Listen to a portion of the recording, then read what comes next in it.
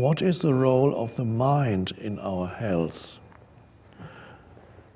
My doctor says unconscious pain is responsible for some disease. Does the mind create a physical problem to distract us from emotional pain?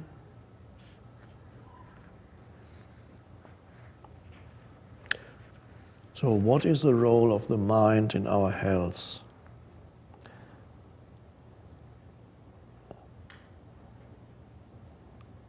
The doctor says that unconscious pain may be responsible for some disease.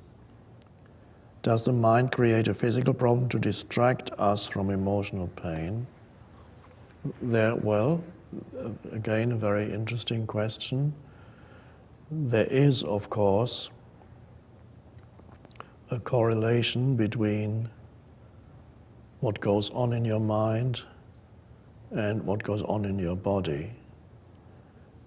Even mainstream medicine, which for quite a long time completely ignored that, is beginning to realize that.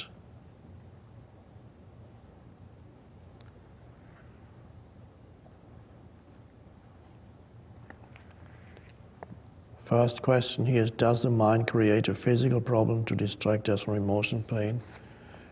It is often the case that emotional pain that is not recognized, when there's not enough awareness, the emotional pain exists beneath your level of awareness, and it can come out as certain kinds of reactivity in daily life. So you are taken over by reactions to certain things that trigger that type of emotional pain that is in you that you're completely unaware of.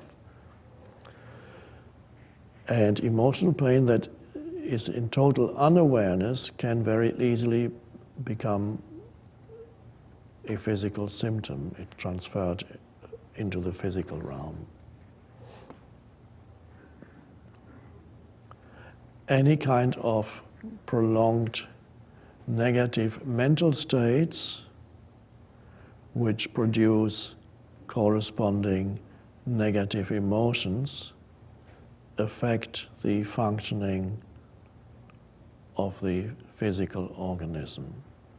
And even research has been done on this and been confirmed that negative states, mental emotional states, in the long term, affect the physical organism. You can verify it for yourself. If you are in a state of anxiety, thinking, thoughts that create anxiety, fearful thoughts, usually not about the present moment.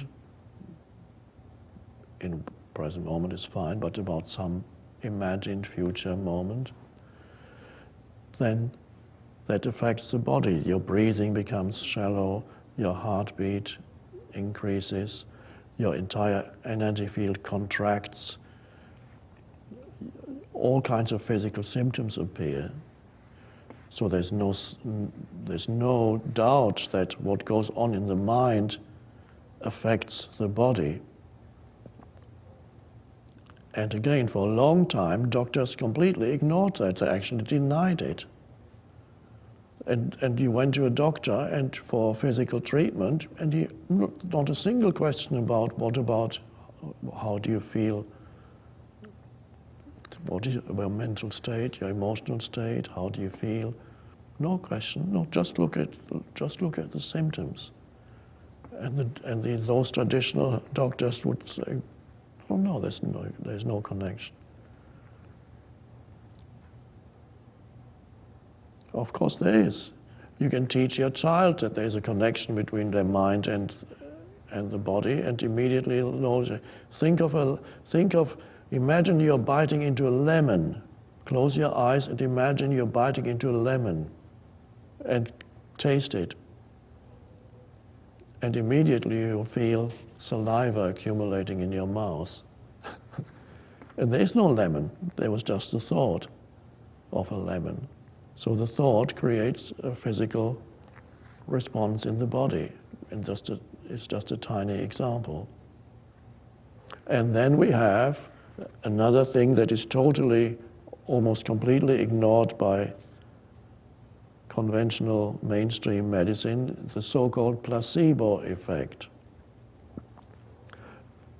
And all the drug companies, when they test their drugs, a certain number of test subjects, when the drugs are given to humans, are just sugar pills or whatever. They are placebos. They contain nothing, but the test subject is not told. The test subject is told that this is a new powerful drug. And always there is a significant percentage of people who become cured, or if not cured, whose symptoms improve significantly after taking these placebo pills. In all clinical trials they have these results. Not all of them, and sometimes the placebo is very close,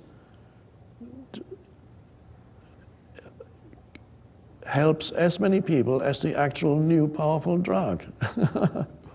But this is dismissed. They say, oh, this is a placebo, so let's not look at that, because we are only interested in what this drug does. So all these placebo results are discarded, and nobody seems to really ask, wow, there's the most powerful healing agent here.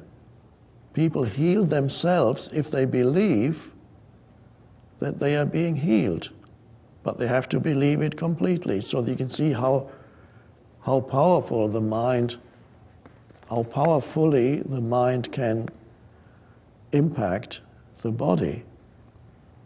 And if we could explore a little bit more what placebo means and whether this could become in some way replace replace the taking of drugs, and how to do that. Of course, that moves into the realm of what spiritual healing. But there are vast possibilities there for healing.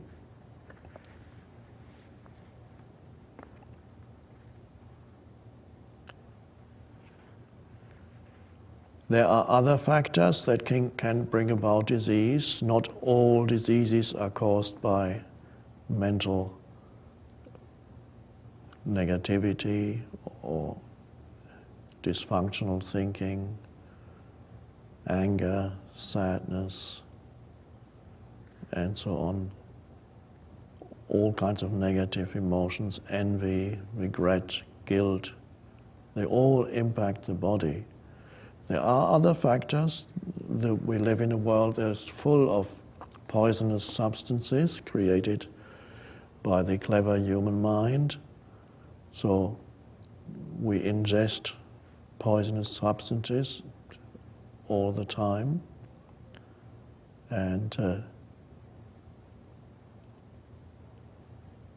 there are all kinds of, we are bombarded by all kinds of man-made radiations. There may be certain genetic factors also,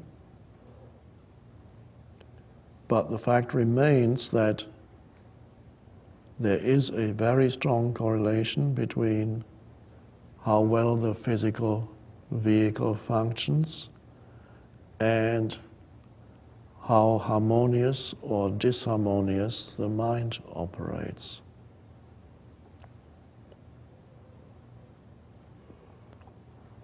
So it's everybody's responsibility, of course, to become aware of the negativity that they harbor inside. And of course, as part of this teaching is to recognize your identification with thinking, which creates those structures, and you step out of that. And many people will experience an improvement in their health.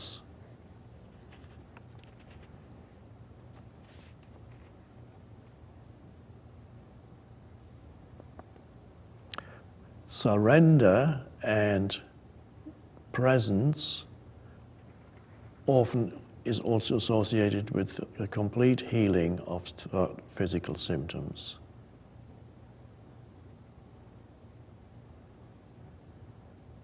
Surrender here means a space of acceptance of what is, not acceptance of a disease. There's a huge difference between accepting a disease, which is not a good thing, but accepting what is in the present moment.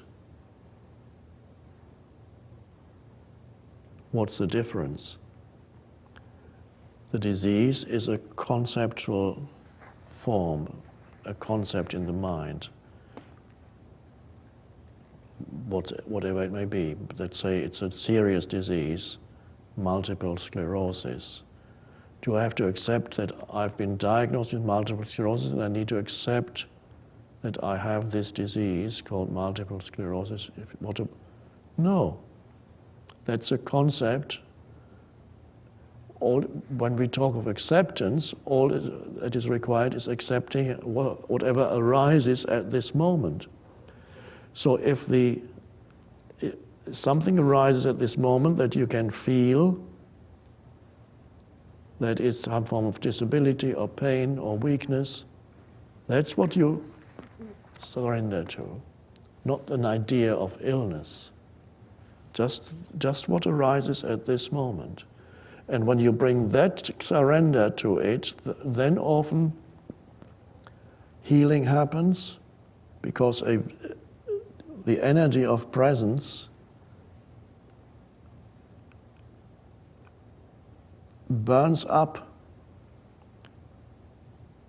one could say, a large amount of karma, of old stuff inside you, with the physical manifestations of it, or mental or emotional manifestations. In the presence of presence, the past gets burned up. So often surrender makes healing much easier. It makes it easier for the body to heal itself.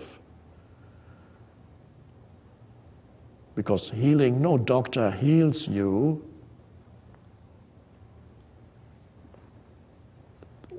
When healing happens, it's always the